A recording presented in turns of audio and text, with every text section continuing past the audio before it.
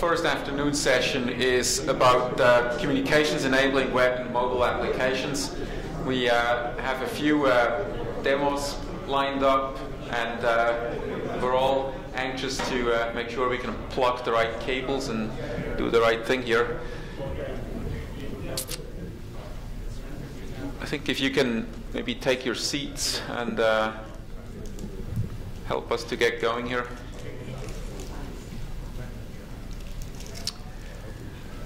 So I'd like to start out by introducing the team real quick, who is going to help us through today's session. We have Mircea Carazel.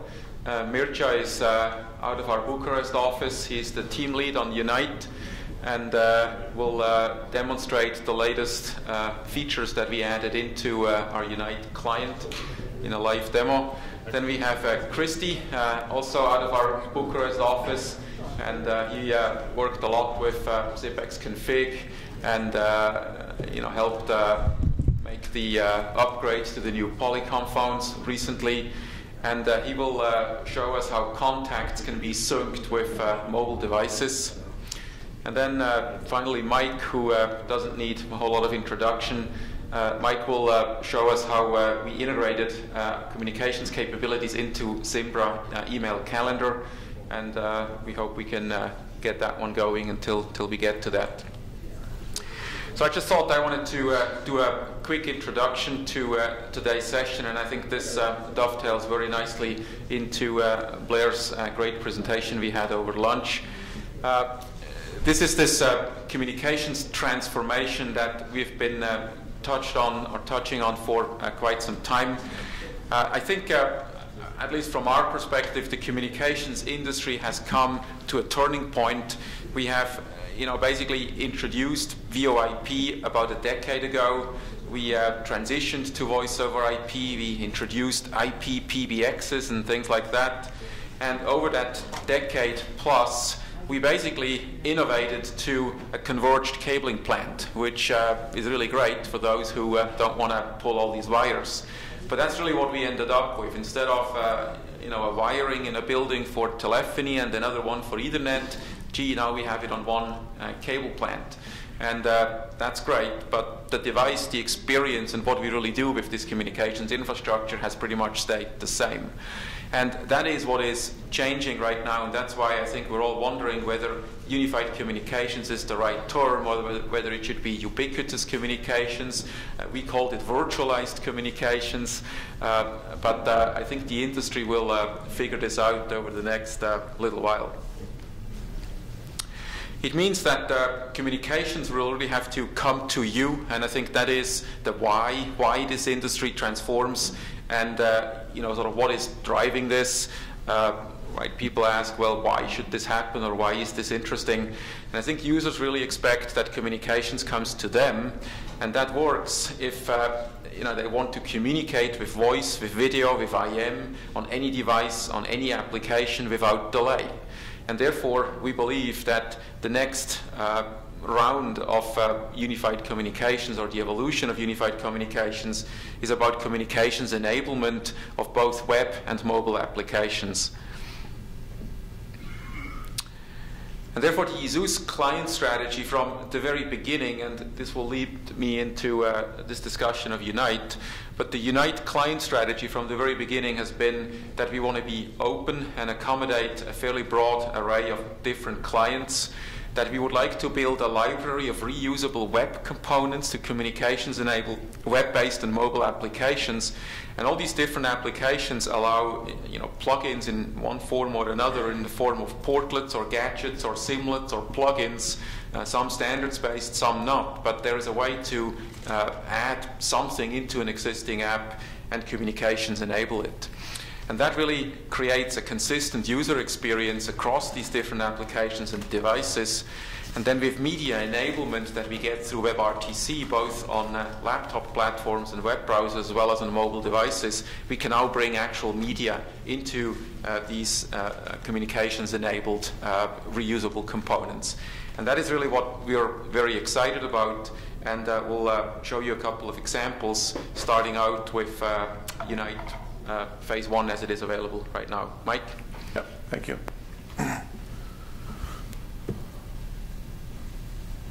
So this is Unite 1.0. We built this and started using this under OpenUC 4.4, but we transitioned this to OpenUC 4.6, and we never really kind of officially released it for 4.4. What you see is an attractive, typical instant messaging application. It really helps the teams feel connected. It uses XMPP to connect to the server, and then on the server we're running an XMPP to RLS synchronization piece.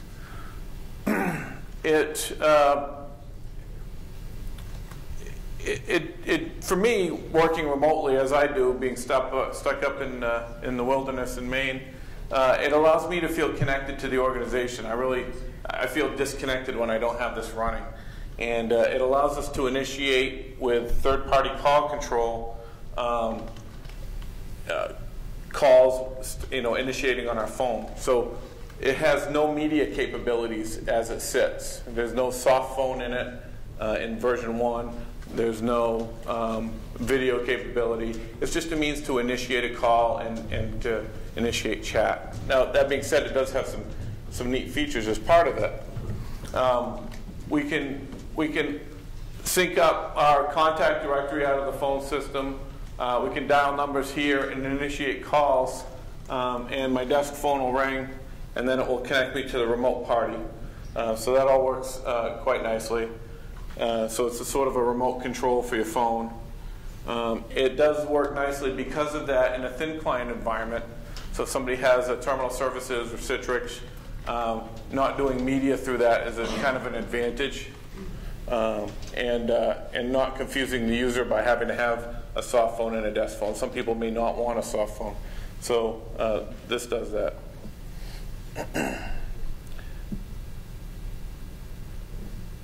It allows us to listen to our voicemail and see when we get new messages on the system. This particular tab here shows this person has 2 unheard messages because they're in yellow. They can return the call to the person just by clicking on the icon, the call back. They can trash the message, and it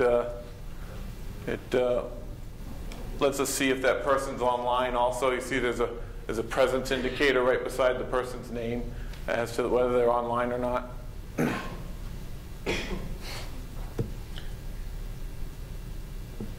And then we've got, of course, the chat functionality here. The thing that's a little bit different that we can do with chat here is that we can take calls and we can escalate them to a video call. So this button here that says call will take and escalate this call right into a voice conversation with this person. I'll get if somebody would click this, I get a message saying so-and-so is calling you or wants to talk. And then my phone will ring after they pick up. So, but it does have all your typical chat sort of features, smiley faces and things like that.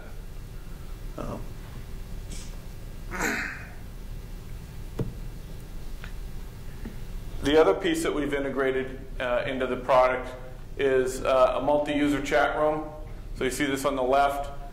We see all the participants in the room on the right-hand side of that window, and we see a running conversation. The other piece we've done here in this group chat is we've added some server-side message persistence. So when I join into a chat room, I'll see the last X number of messages when I come in. Unlike a lot of clients, when you join a chat room, you don't always see what's happened in the past. So this is really nice, being able to see what conversations have been going on while you might not have been signed into the room. If this is your private conference room, everybody has their own private conference room in our system. You can actually take this, and by clicking on this first button here, you can actually escalate this to an audio conference call. Okay? At which point, your browser will change, and you'll go into the management of your conference bridge. as well as seeing the chat window. Okay, so we're melding the two worlds here. So now I can see everybody in my audio conference. I can mute them, I can disconnect them, I can lock my bridge, I can kick off call recording. And the other neat thing that we use it for is we use this for back channel communications when we're on a larger call. So I can invite external people into this bridge, or they might just happen to call into my bridge. And we all internally can be on the same IM message, texting back and forth, seeing what everybody's typing. And it's very efficient for us to help coordinate on a conference call that way. So any questions about this? At some point there might be. We might even talk about that here pretty shortly. Stay tuned. One more quick question. If you've initiated a conference outside of the client, can you actually get into that interface? Yes. Yes. It will pop up as soon as you open the room. Yeah, if there's a call in your conference room, you'll see that. Yeah, and this is obviously XMPP based. Millions of users use XMPP, except those who use Microsoft, as we said before. So therefore, it federates in a very nice way. And we have another session later today about the back end to this, the IM server, which we now turned into a highly scalable, globally redundant, distributed and clustered XMPP backend that can scale to massive numbers of users. And it's closely integrated with the SIP side so that you have on-the-phone presence in here. But we also integrated this into Calendar so that you can get Calendar Free Busy merged into this unified presence state so that you get a holistic view of the person's availability. But with that, I'd like to hand it over to Mircea, and he will just give you a quick overview of the architecture and then launch into a demo. Hello. I just want to quickly introduce about what is the next step with Unite. We will call it Unite 2, and the goal here is to turn it into a phone. Basically, we will add the voice, video, and screen sharing capabilities, and we also, in the same times, will be focused on user usability, because we will try to integrate also screen sharing and the video inside the chat window or inside the call tab. Also, this will not make Unite 1 to die, because there are users that need Unite 1 when they have a desk phone. But for example, when the user is on the road or in a conference and cannot use a desk phone, it can easily turn Unite into a phone. And I'll quickly show you during the demo in what way this can be done. Also, we are very focused on portability. We want to, as you know, that Unite 1 is also available for Macintosh, Windows, and Linux. Also, Unite 2 will be available for these three platforms. And for this sake, we choose Java technologies for this ease of portability. And so Unite 2 will add, besides XMPP, it will add SIP capabilities using various open source, well-tested libraries that will perform SIP signaling, and also for media as well. We'll also be focused on different codecs. We will also add different screens for configuration, for administrative configuration, and also we will focus on provisioning. So different settings might be available for provisioning using the admin portal in the OpenUC server. So this is one of the plans to integrate it also on this side on provisioning as a real, because it will be a real phone. So provisioning will make a lot of sense. In the next slide, before the quick demo, we would like to show you how we designed Unite 2. We are designed it with three major parts. You can see there the yellow figures represents the libraries that we are using, the third-party libraries, which are the Media Services API, open source libraries that are based on Java Media Framework, and also the SIP Services API. For this, we are using JNSIP. So these are the third-party libraries. And on top of it, for each operating system, we have different native libraries. The figure that is on top of it. And what we bring in addition to this is a layer. We called it Unite Media API layer that basically has a context where these services registers and are used, instantiated, and things like that in the application. And the Unite Media API, so you probably figured out it is the blue, the middle blue figure, contains two major entities, let's call them like that. The phone entity, which contains all the functionality for phone, for video and screen sharing. And there is the user entity, where you can register different external instances in order to get notifications about different events, like calling, like a screen sharing session is initiated, the party is initiating a video, and things like that. And the third area that I would like to speak a bit about it is the green one, which basically represents the UI application. So basically, we create a dedicated UI component with reusable panels and things like that that we integrate in Unite 2. So this will be deployed as a separate APIs, separate libraries. So this will help us, for example, if we want to create a different client for a different customer that would like to use different layouts and things like that, we'll just create the skeleton and we'll integrate this UI API in that new client. So we were focused very much about decoupling components and using reusable components. And right now I would like to make a quick demo to let you notice what we have right now.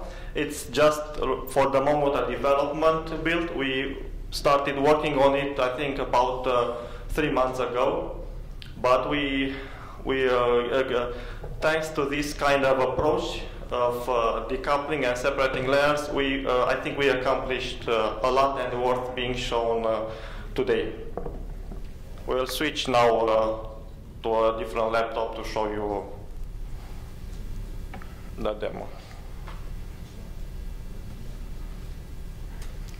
Okay, so Christy will help me. We'll show you first. It is the same Unite login dialog. You can see there we added a new checkbox, which is registered as phone. So when you want to use Unite as a phone, you just check that checkbox, and Unite will start and will register on the back end as a phone. If you want to use it as Unite 1 and as a third-party call controller, you just restart it and uncheck that checkbox. This is a persistent setting. So next time when you start Unite, it will remember the previous setting. One thing that worth being mentioned is that it's very transparent. It's very easy for the user. The user will still use the XMPP ID and the XMPP password. And on the back end, we will pull out through secured REST APIs. We pull out from the server other configuration information like the SIP password, the port for the sending voice and things like that.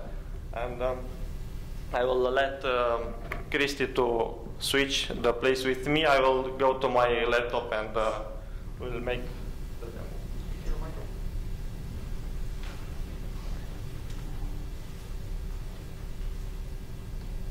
Okay.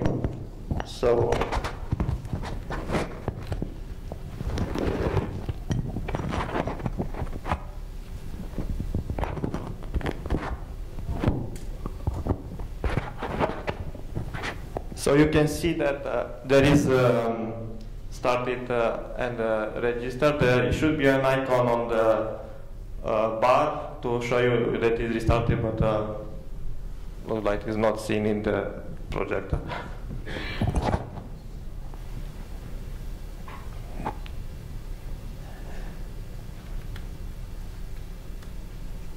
Okay, so right now I will start the Unite client on my laptop.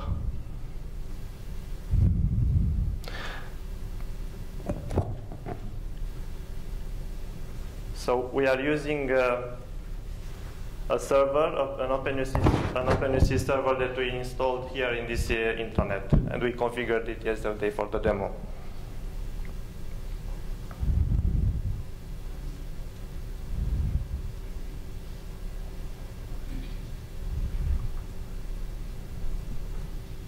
Okay, mine started.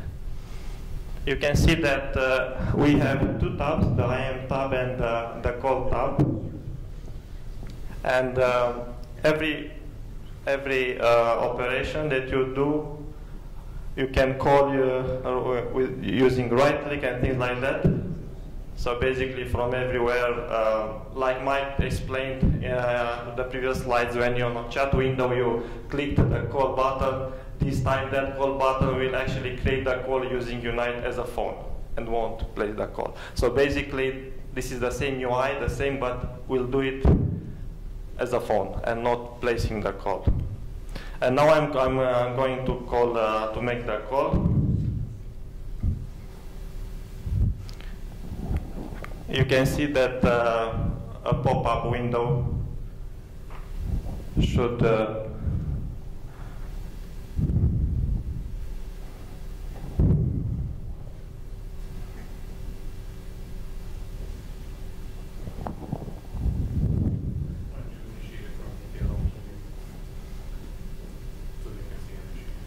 okay.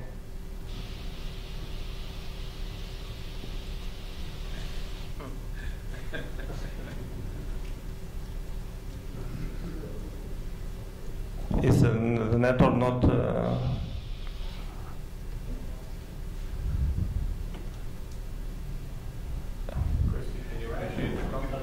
Yeah, but I got disconnected from the... No, it's disconnected from the network.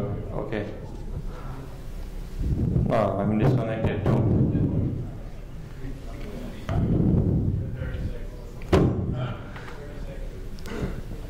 Will be restarted in 30 seconds? Okay, no, I don't know the dance. I would love to know, but unfortunately, no. No.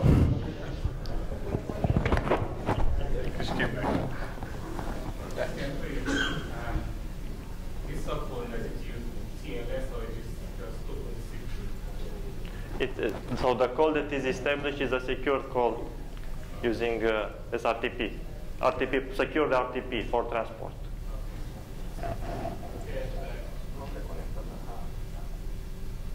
Okay, I need to restart it to register properly.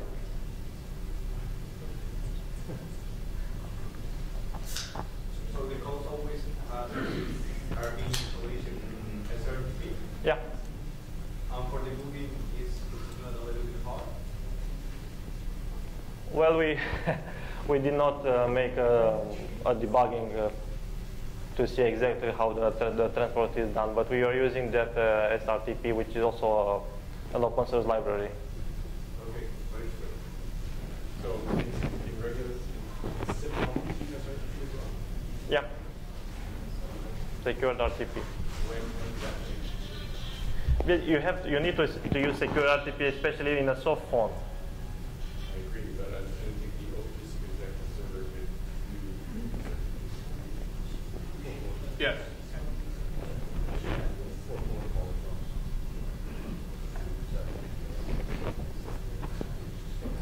So initiate the call from Chrissy so they can see you initiating.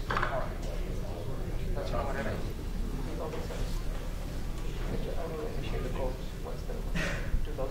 2007.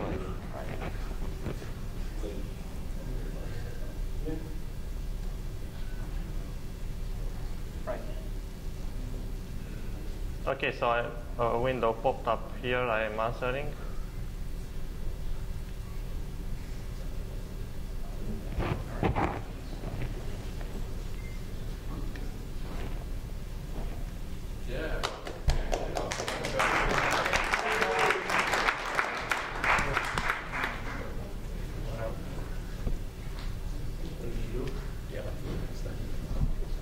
My laptop disconnected again.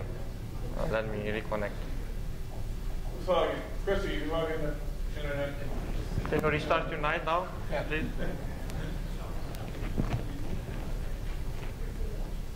And I will initiate the call for the audience to see the pop-up window. All right.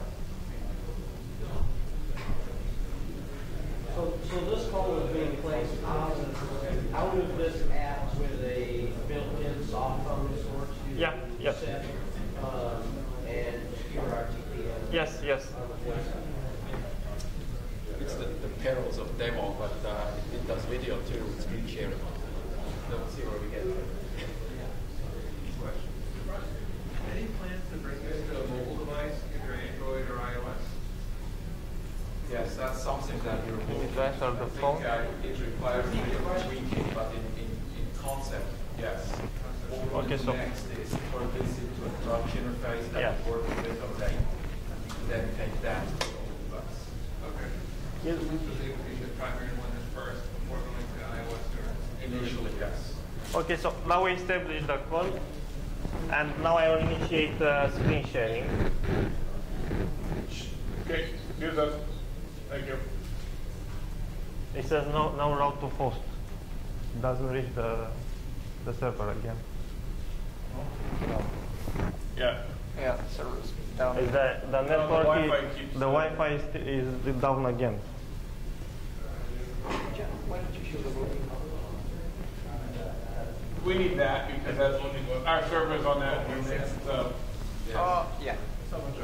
You have to extend the recipe list to receive these and password. No, I think what we wanted to do is have a single sign-on, so that you only log in with one set of credentials. You don't want the user to handle SIP passwords, right?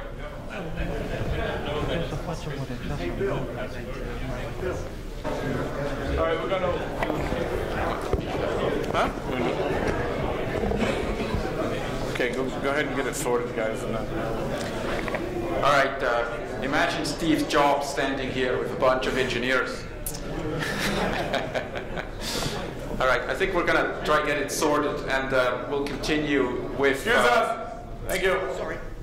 We'll continue with the Zimbra demo. I apologize, but that's the peril of demos, as I'm sure you know. I think Mike will show us how the integration works with Zimbra email calendar, and you will notice that we reused some of the same graphic elements and panels that we have in Unite. Mike? Yeah, thank you.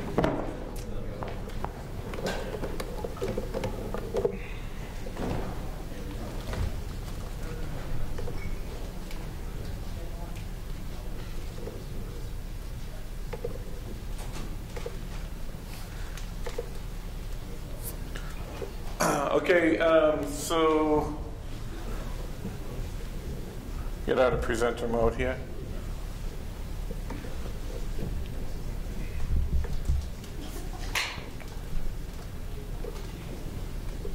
So what we have here is Zimbra 8, and we're running this up in AWS. That's where we run everything, and I'm going to log into this with my user account.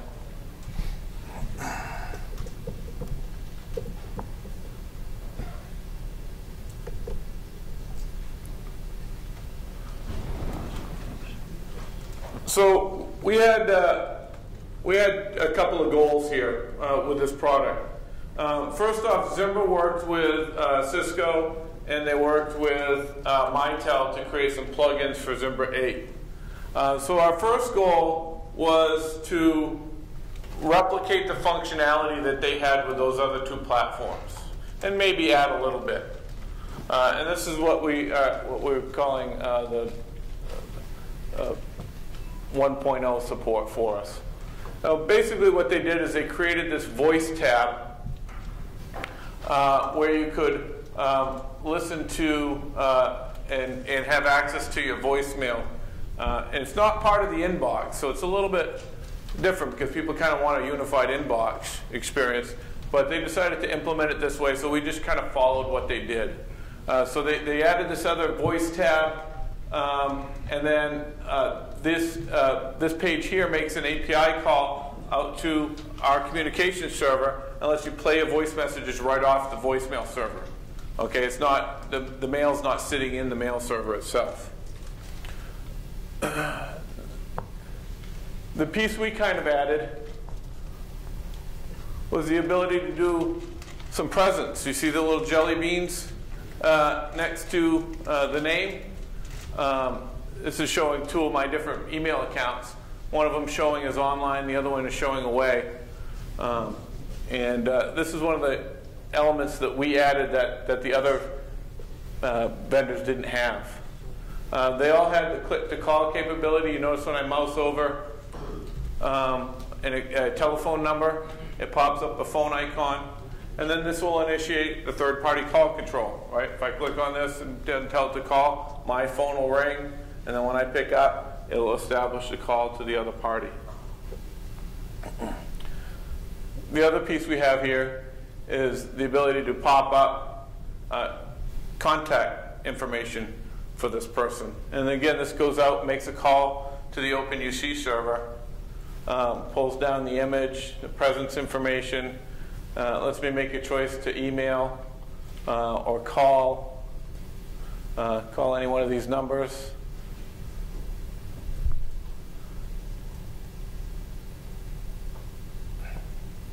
Oops. I can start a conference call with them. I can see more information extended here. Okay, so it's so some of this capability you can do with the Mitel and the Cisco, except for the presence. So we added the presence component here right into Zimbra 1, and we thought that was pretty good. But we came up with a concept that we thought we needed to expand on a little bit. And we started working on this, and this is our kind of version 2.0. So let me get rid of that. And so what we're working on now is the new voice tab. And you notice a lot of these elements look very much like you've seen with Unite. Right? We're creating these reusable web components that we can just plug in to different applications. So we have the same click to dial interface. We're seeing presence. This is going back and hitting our live phone system and running in AWS. And then I see my call history tab, like I could see within Unite. And then here I have my conference bridge piece. So I can see the people in my conference calls. I can mute them. I'll be able to do everything there, just like I showed you in Unite 1. Right? We can manage that call. Not all of this is working yet, so this is a fairly early beta. Maybe some of you have seen it. Others have only seen the version 1.0 stuff. The next leap we're going to make here is tying in video and audio through WebRTC. So now the users will have one place to go. So just right within Zimbra and right within this tab, they'll be able to make telephone calls, video calls, and also have chat capability right within this one window, right within Zimbra client. And that's really one of those things for us that WebRTC is getting us excited about. So, any questions about this? Is all of that going to be available outside of Zimbra? Yes, these are all reusable components. These are using our APIs to do this, and we're building these as reusable pieces of code. So we've done actually something similar now for Salesforce.com. On the left-hand side of Salesforce.com, you can actually see your phone book and the dial pad. You can initiate calls. So as Martin said, we want to create these reusable components that we can easily plug into other things like Jive and some of these other components that will let us just kind of create a, well, another question? How about Outlook? About what? Outlook. We'll come to that in a second. Yeah, we've come to Outlook. Outlook's special. Do you still use Outlook? Yeah. I hate Outlook, but that's me. 90% of our customers are Outlook based. So Yeah. everything will- Yeah. We've got something for you. Okay. How you guys doing? Do you want me to stall? Okay, we shared this Zimbra integration with the VMware team, and they were really excited about this. I think they see UC and communications enablement as one of the critical key features they're lacking in the market. And we have a couple, people even here, customers of ours, who run Zimbra as their email calendar system. This is a very cost-effective but highly scalable, user-friendly alternative to Exchange, and we're very excited to get that in production.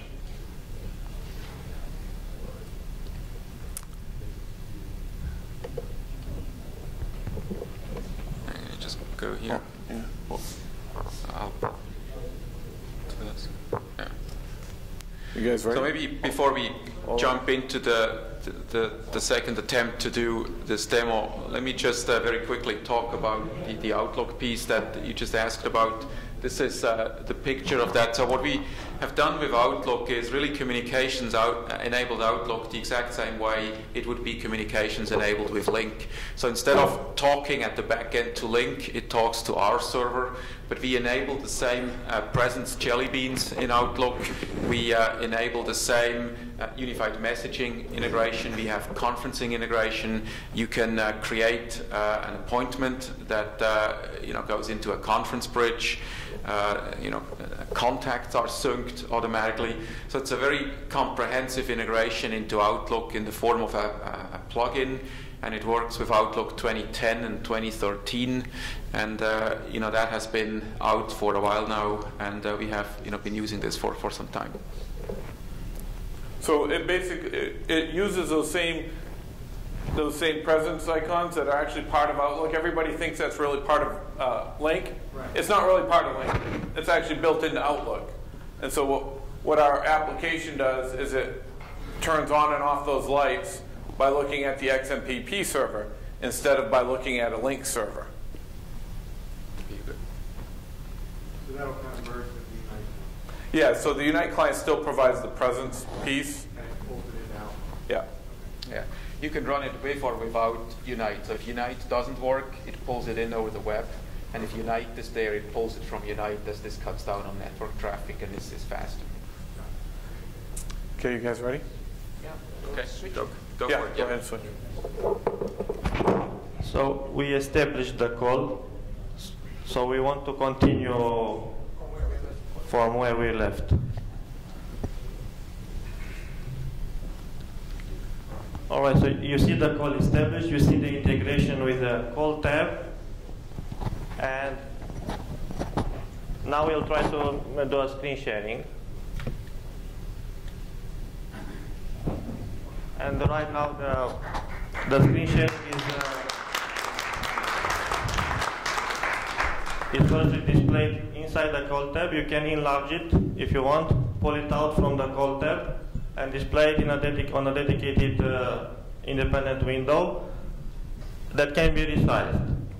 Next step would be to make the functionality to allow controls for the party user to be able to make to have control of the computer. Okay, so we'll make a You can see also that on the Kritis client, you see a small panel on top of the call that says that screen sharing is active. Right now, I will stop screen sharing, and that panel with screen sharing disappears. I will hang up the call, and I will make another call to show video. The call terminated, and it disappeared from the call tab. I will call again.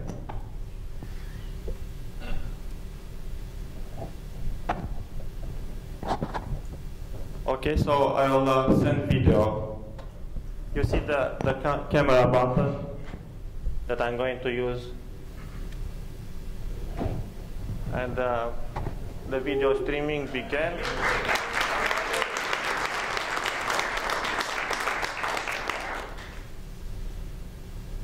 And right now, it's streaming both from both ends.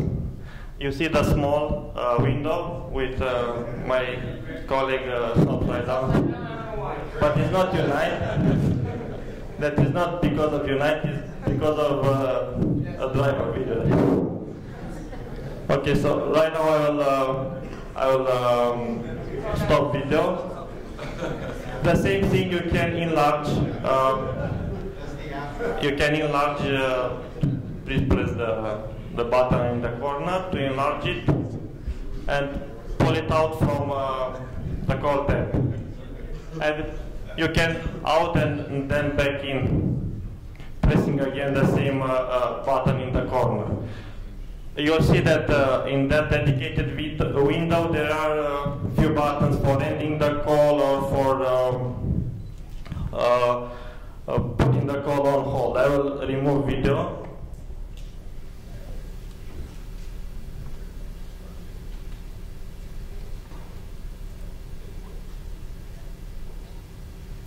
And the call is back in. Right now I want to make the final step of this demo.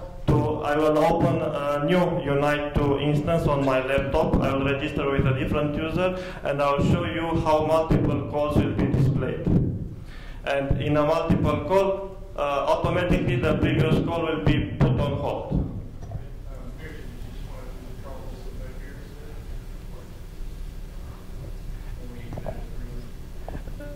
I'm not sure if I need a phone with the user 2008 registered.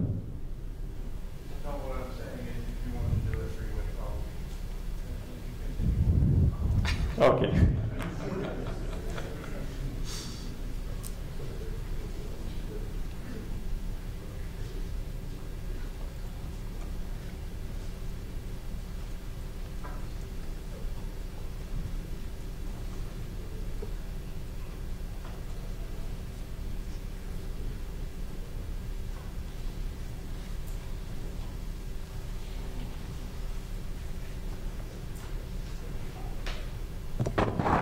A new call comes in, you'll see that it's integrated in the same panel. If Christy answers, the previous call will be automatically put on hold. And if Christy will want to activate the previous call, then that new call will be put on hold. To be in a conference together automatically, or by pressing? Right now, can you conference together? Right now, no. But it can be done. We don't want to mix conferencing in the client with conferencing in a bridge. So the way the conferencing works is that you escalate into our bridge, the way we do this in Unite 1 today, so that the conferencing then takes place in your bridge, which is I think the right way to do it. I'm just wondering about the video aspect of that. It's the same thing. So the conference bridge we use has video capability. It's something that we're still testing, but as you switch into a video conference call, if you do this in your bridge, you can then mix audio participants and video participants in the same call, which is really where we want to end up. Yeah. And then I think the other really cool thing about what the team did here, and I'm really glad the demo finally worked. That was great. But it has some really cool features, like we support Opus codecs, which is a very high quality new codec. We also on the video side support both H.264 as well as VP8, so that we have laid all the groundwork to let this connect to WebRTC based clients. There are some minor details that need to be ironed out to really make this work directly without any gateway in between, between a WebRTC client and this. But that is the ultimate goal. And I think, from a beta perspective, we're a couple months out. As Mircea said, we would like to, tune a few things and specifically improve usability and improve remote manageability so that we can mass deploy this, with profiles automatically generated, through our management system, so that the administrator doesn't need to go configure 10,000 clients out there in the field. Next question. In terms of the new collection for video, would it be able to maybe increase in bandwidth for higher bandwidth usage or for higher video quality, and from the narrow bandwidth be able to throttle down? Yeah, that's what this new codec does. It is adaptive to bandwidth. That's all sort of in the layer below, so that the codec will adapt the way that the bandwidth is available. So you'll be able to go up to HD quality. Yes, I think so. I don't know. I don't know, Mircea, whether you know the details of that, but that's the idea of codecs like VP8. That they are bandwidth adaptable in real time, that you can move back and forth. And Microsoft first introduced this as RT Video, as you probably know. And RT Video is a completely proprietary codec that needs to be licensed. And Google then open sourced VP8, made it patent and royalty free. And if you look at the standards process, then VP8 is what Google uses exclusively. They don't even want to support H.264 anymore. And RT Video nobody even talks about. So we have one more thing that I don't know whether we can do that in the remaining time we have here, which is to show you how an address book can be brought into and synced with a mobile device. And I'm sure you know that when you have a mobile device, you bring your own, you have a Google address book maybe or something like that. But now in your corporate environment, you have a corporate address book that lives on your communication server. And it would also be nice to have that synced to your phone so that you have the full contact details, all the avatars of the people you work with and all of that. And we accomplished this again using a completely standards-based protocol. And I will try and see whether we can show that to you. All right. Hi. So basically, I have everything set up here. I have a local installation of OpenUC, and I've created some users and some personal phone books. All right. So if I go here, all right, this is the admin portal that everybody's familiar with, and these are the users that I import actually from OpenUC. Yeah, all right. And I'm going to, what I'm going to show you is I have, if I go to my user portal, right, really quickly.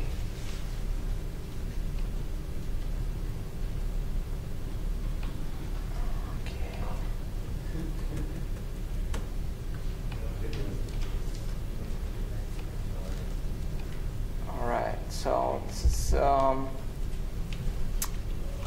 annoying. So this is basically the phone book that a user has, right?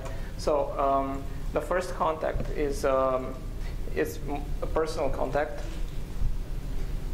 and the rest of the contacts are from the system, right?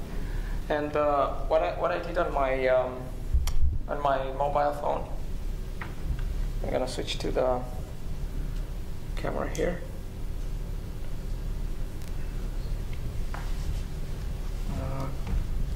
And it should, oh yeah, okay. Yeah. All right, so I've downloaded a free app from the Play Store on my Android. This CarDAV Sync. And what I did was to create an account. It's very using the URL of OpenUC, and I synced it with the. I just synced with the OpenUC, and well, as you can see, hopefully here, these are the contacts that on my personal phone book. Both personal contacts that I can add in the user portal, and the system that the administrator administrates the phone books. All right, and what I can do is always to keep in sync with the mobile, and the cool thing is that it grabs the avatars from that.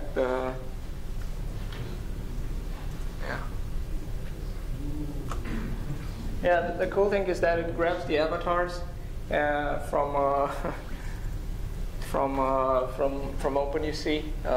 My phone just stretches them, but other phones, other clients may present them in different ways, and it works both with the avatars that you upload or the external avatars if the admin will put in for that user. Well, I guess kind of it. Are there any questions? Any questions? Yeah, does that pull into the contact list of the phone itself, or is that just in the client, the client in the phone? Sorry?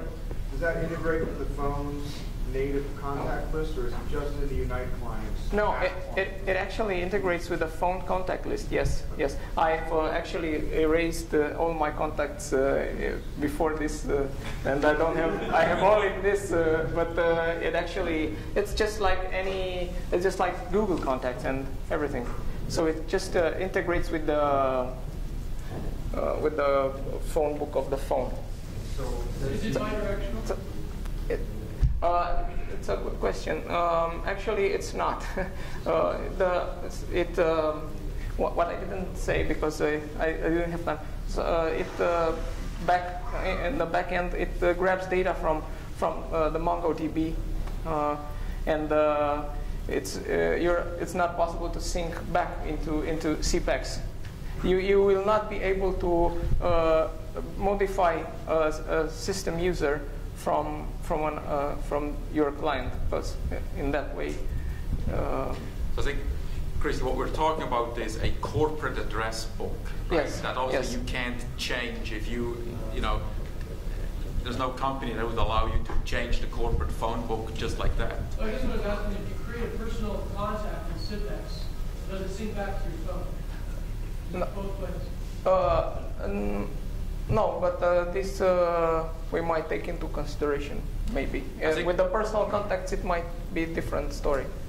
Yeah. But with the corporate address book, no.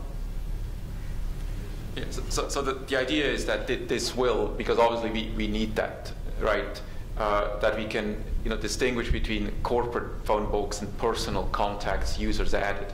And personal contacts need to be bidirectional. But the protocol is so that if you look at CarDAV, which does all the magic here, this is a complete standards-based protocol that on iOS, Apple devices is part of the phone, and on Android you still need an app.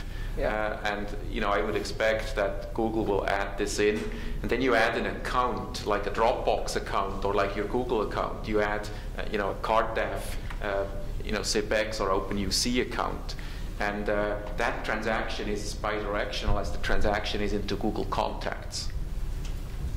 Yeah, as you can see, the account is called like CPEX address book, or yes. So I have two quick questions about the latest version. One, are the new contacts that you downloaded from CPEX persistent on the phone? Yes, they If are. you were to delete that app after, will those contacts? If you delete the app, the contacts will be deleted. You are presented with a pop-up that will.